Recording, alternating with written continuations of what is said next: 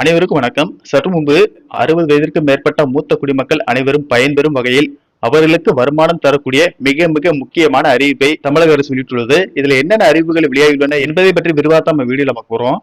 வீடியோவை கடைசி வரைக்கும் ஸ்கிப் பண்ணாம பாருங்க. வீடியோக்குள்ள போறதுக்கு முன்னாடி இந்த வீடியோக்கு லைக் பண்ண பிரஸ் பண்ணிக்கோங்க. இப்ப அந்த சேனலுக்கு முதல் முறையா வரீங்கன்னா சப்ஸ்கிரைப் பட்டனை பிரஸ் பண்ணிக்கோங்க. அப்படியே பக்கத்துல இருக்கக்கூடிய பெல் ஐகான் பட்டனை பிரஸ் பண்ணிக்கோங்க. வாங்க வீடியோக்குள்ள போகலாம். நாடு முழுவதும் மத்திய மாநில அரசுகள் 60க்கும் மேற்பட்ட மூத்த குடிமக்களுக்கென்று பல்வேறு வகையான நலத்திட்டங்களை செயல்படுத்தி வருகிறது. வங்கிகள், தபால் நிலையங்கள், ரேஷன் கடைகள், ரயில் பயணம், பேருந்து பயணம், கோவில்களில் சிறப்பு தரிசனம் செய்வதற்கும் சிறப்பு சலுகைகள் அறிவிக்கப்பட்டு வருகிறது. மேலும் ஓய்வூதியம் சார்ந்த திட்டங்கள் வெளியிடப்பட்டு வருகிறது.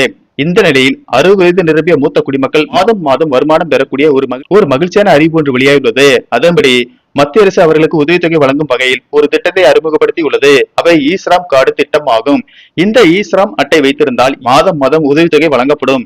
மேலும் இயற்கை பேரிடர் உள்ளிட்ட அவசர காலங்களில் அரசு வழங்கும் நிதியுதவிகள் நேரடியாக வங்கி கணக்கில் செலுத்தப்படும். மேலும் ரூபாய் 2 லட்சம் வரை காப்பீடு கிடைக்கும். ஈஸ்ராம் அட்டை வைத்திருப்பவர்கள் பிரதான் மந்திரி ஸ்ராம் யோகி மான்தான் ஓய்வூதிய திட்டத்தில் இணைந்து மாதாந்திர பங்களிப்பு தொகையை செலுத்தினால் 60 வயதிற்கு பிறகு மாதம் ரூபாய் 3000 ஓய்வூதியம் கிடைக்கும் என்று தெரிவிக்கப்பட்டுள்ளது.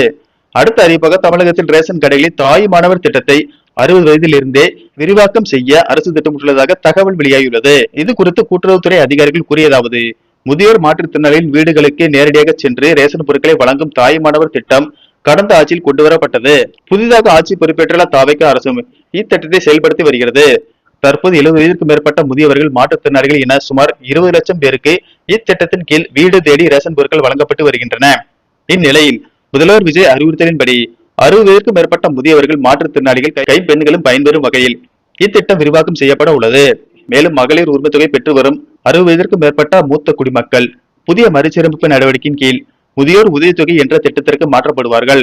இதனால் இதுவரை ரூபாய் 1000 பெற்று வந்த அவர்களுக்கு மாதம் மாதம் ரூபாய் 3000 வழங்கப்படும் என தெரிவித்துள்ளனர். அடுத்த அறிவிப்பாக பிரதம மந்திரி ஸ்ராம் யோகி மான்தான் என்ற திட்டம் செயல்படுத்தப்பட்டு வருகிறது.